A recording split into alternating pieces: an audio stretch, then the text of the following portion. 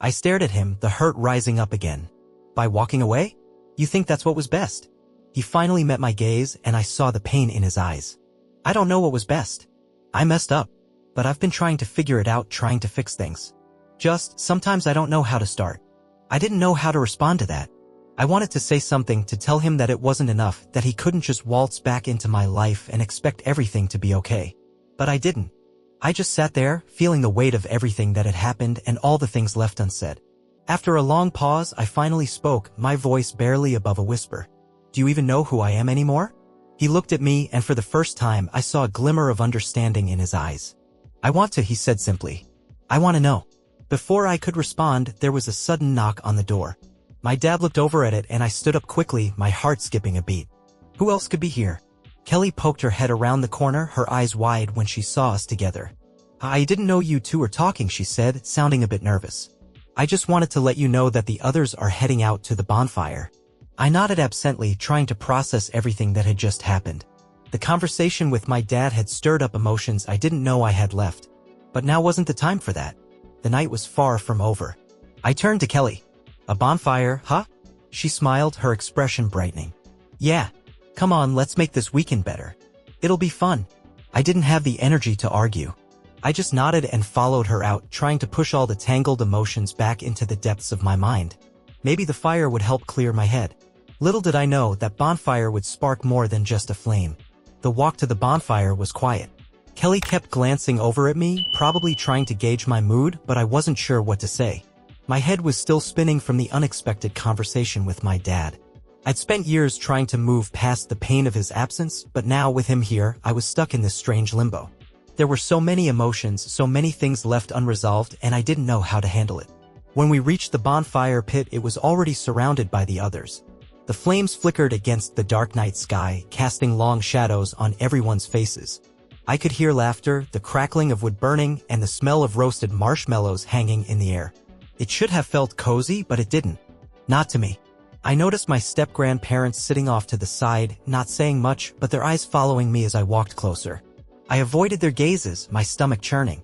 Kelly was trying her best to keep the mood light, introducing me to some of the people she'd invited, but all I could think about was how out of place I felt. As I sat down on one of the logs near the fire, my dad appeared, his face tired but softer than it had been earlier. He sat beside me, not saying anything, just letting the silence stretch between us. For a moment, the warmth of the fire was the only thing that felt real. Kelly was chatting animatedly with some of the others, laughing, trying to make this awkward mess seem like a casual hangout. It was almost as if she couldn't sense the tension, or maybe she was pretending it wasn't there. I couldn't do that. I could feel every uncomfortable second, and as the fire crackled and popped, I found myself starting to think about everything I'd left behind, the family, the unresolved issues, the years of silence with my dad, and I was angry. Angry that everything had led to this point where I was stuck with people who didn't even know who I was. My step-grandmother suddenly stood up from her seat by the fire, making her way toward me with her stiff, deliberate steps. I didn't know if I could handle more of her passive-aggressive comments, but she was coming toward me with a glint in her eyes, like she had something to say. Well, she said, once she was within earshot, this is certainly an interesting Easter, isn't it? I bit back my immediate reaction, knowing that engaging with her would only escalate things. But she wasn't done. You've got your father back for the weekend and you're still playing the victim, huh? That's typical. Some people never grow up. Her words hit me like a slap.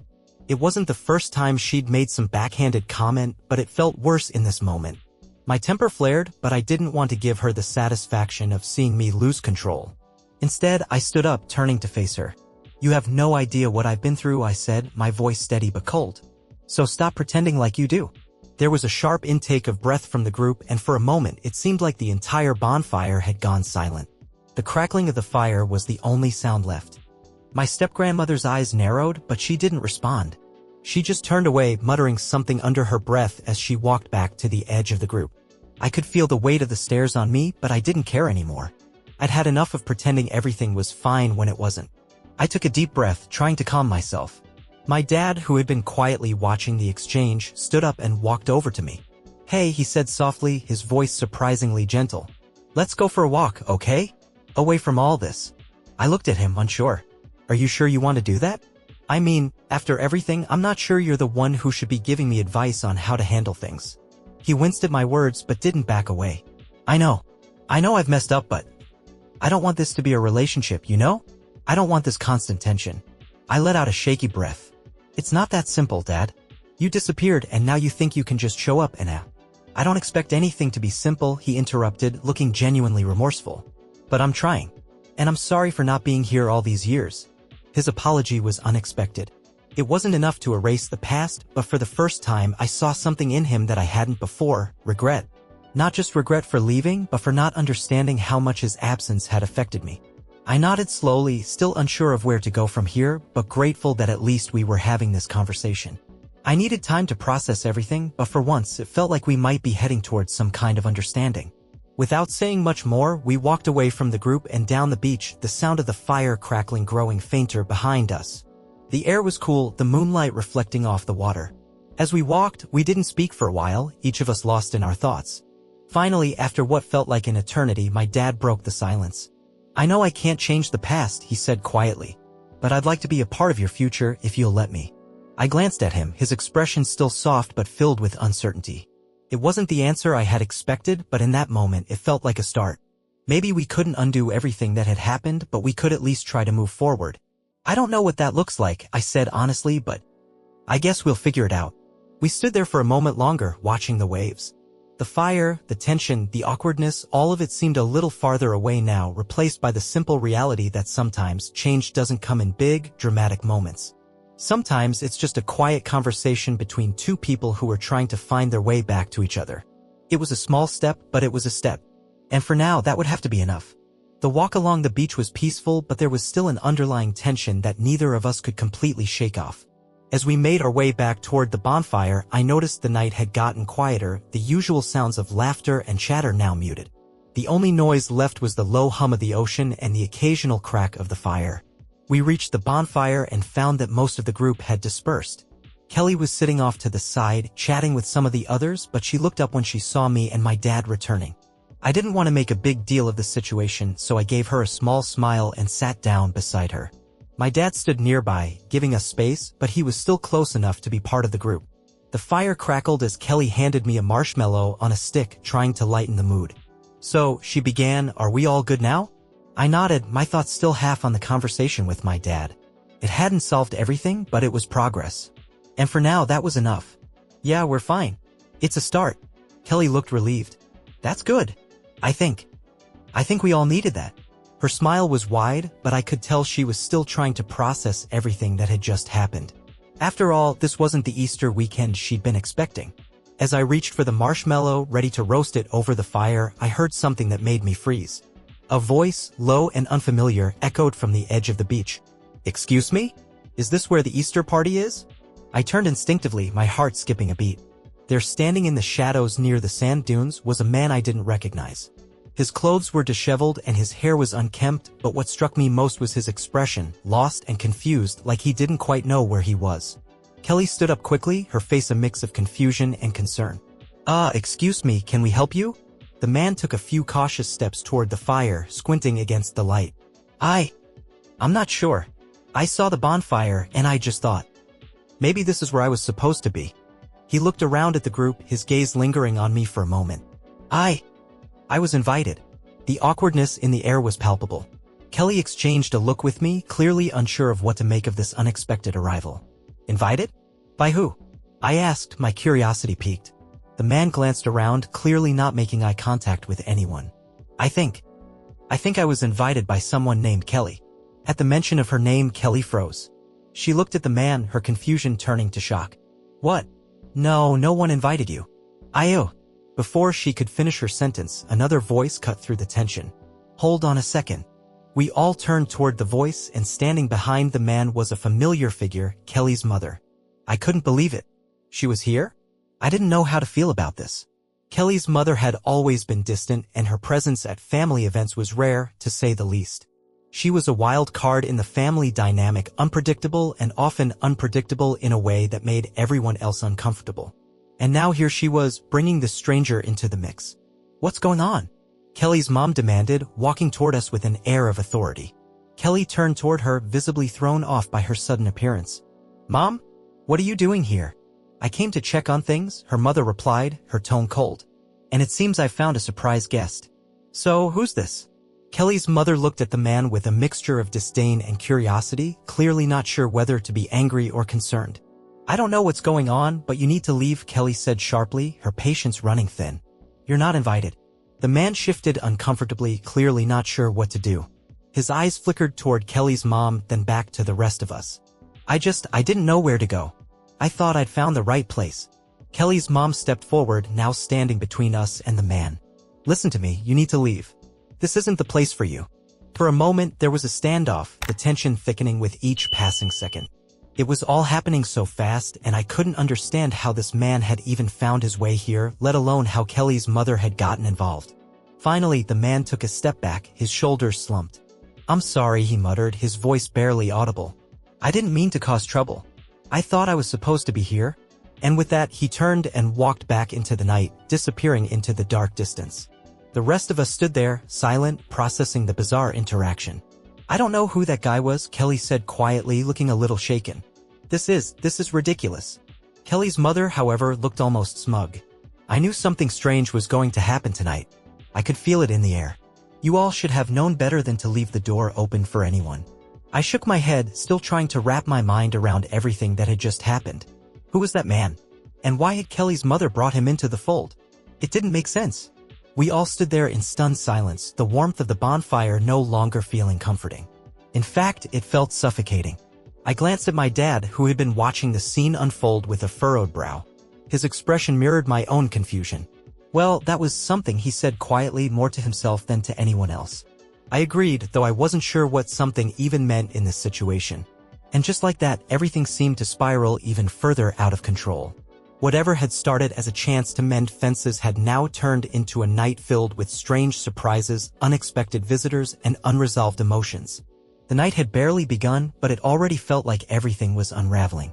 The rest of the evening was a blur of awkward conversations, strained smiles, and fleeting moments of forced cheerfulness. The unexpected guest, the sudden arrival of Kelly's mother, and everything that had happened with my dad, it all left a sour taste in my mouth. The bonfire, which had once seemed like a chance for everyone to let go of the tension, had become a symbol of everything that was wrong with this weekend. As the night wore on, people slowly began to leave, their goodbyes polite but hurried, like they were all secretly relieved to be done with the chaos. Kelly's mom was the first to make an excuse about needing to get some rest. She said something about an early flight, but no one really seemed to care or want to ask more about it. She gathered her things and left, taking that unsettling energy with her as she disappeared into the night. Kelly was still sitting by the fire, her face slightly flushed, eyes downcast, as if she were processing everything that had happened. I sat down beside her, not sure what to say. The awkwardness hung thick between us, but I could feel her wanting to apologize for what had happened. I didn't know my mom was going to show up, she said softly, breaking the silence. I didn't even know about that guy.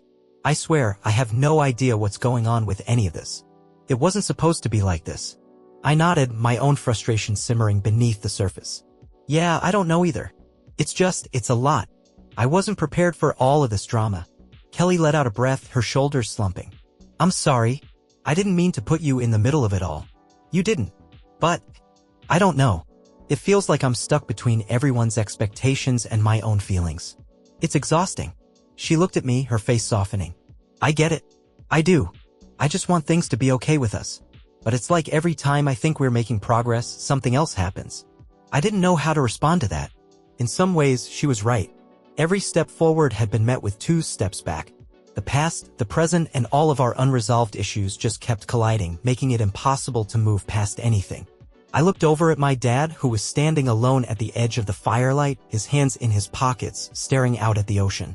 His shoulders were hunched, and I could see the weight of the night pressing down on him too. Do you think it's ever going to be normal again? I asked, the words slipping out before I could stop them. Kelly sighed, glancing in the direction I was looking. I don't know. I really don't. But we've been doing this dance, right?